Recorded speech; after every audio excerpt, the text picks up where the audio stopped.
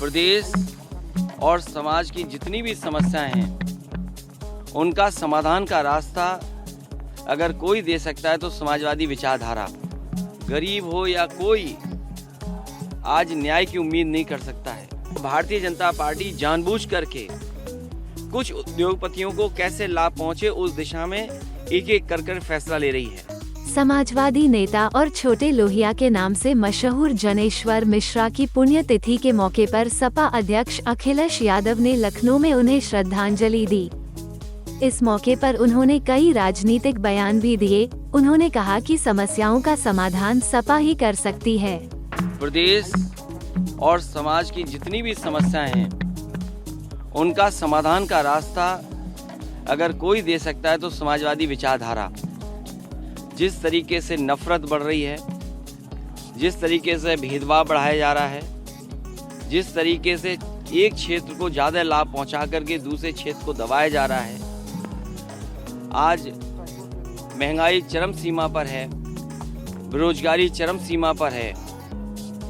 गरीब हो या कोई आज न्याय की उम्मीद नहीं कर सकता है। जहां लोकतंत्र और संविधान ने हमें अधिकार दिए हैं, बाबा साहब भीमराव अम्बेडकर जी के संविधान ने हमें जो अधिकार दिए उन अधिकारों को भी छीना जा रहा है। जिस तरीके से निजीकरण बढ़ाया जा रहा है और भारतीय जनता पार्टी जानबूझ करके कुछ उद्योगपतियों को कैसे लाभ पहुंचे उस दिशा में एक एक कर फैसला ले रही है। हमें याद रखना चाहिए कि जिस तरीके से एक कानून ब्रिटेन में पास हुआ था, उसके बाद ईस्ट इंडिया कंपनी जो भारत में कारोबार कर रही थी वो सरकार बन गई थी।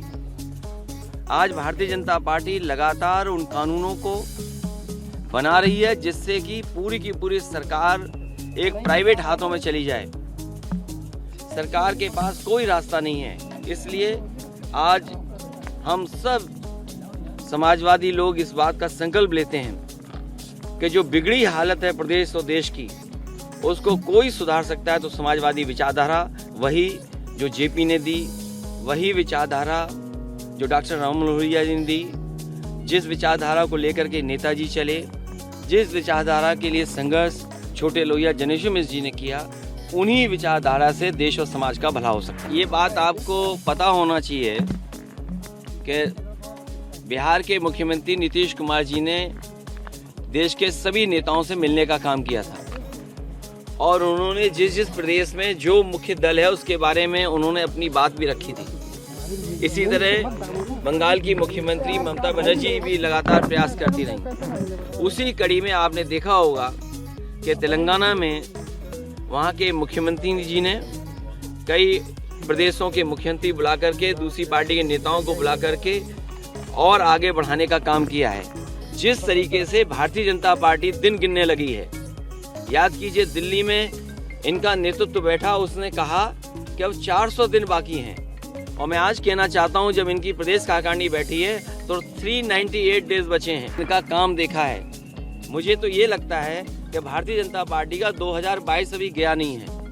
अगर 2022 चला गया होता तो आज किसान की आय दोगुनी होती, किसान के गन्ने का भुगतान हो जाता, बिजली का इतना महंगा बिल नहीं देना पड़ता, कीटनाशक दवाइयाँ इतनी महंगी न होती, खाद से लेकर के डीएपी का कोई इंतजाम सरकार ने नहीं किया। और जिस तरीके से संस्थाओं में अपने लोगों को बैठा रहे हैं और भेदभाव कर रहे हैं, क्या उम्मीद कर सकता है हैदरगढ़ में बगल में लखनऊ के जहां मुख्यमंत्री बैठते हों, एक को आत्मदाह करना पड़ा हो? कस्टोडियल डेथ सबसे ज्यादा हो रही है।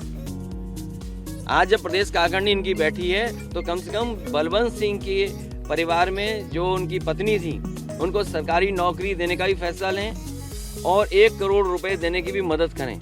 यही भारतीय जनता पार्टी है। इनके सब प्रदेश के नेता समाजवादी पार्टी को कहते थे कि इनकी सरकार में भेदभाव होता है। मैं ये जानना चाहता हूँ कि बलवंत सिंह की पुलिस ने कस्टडी में मौत की है, मारा है उसे। क्या ये भारतीय जनता पार्टी उसके परिवार की 1 करोड़ से मदद करेगी? क्या इसका प्रस्ताव लाएगी यहाँ पर प्रदेश कार्यकारिणी?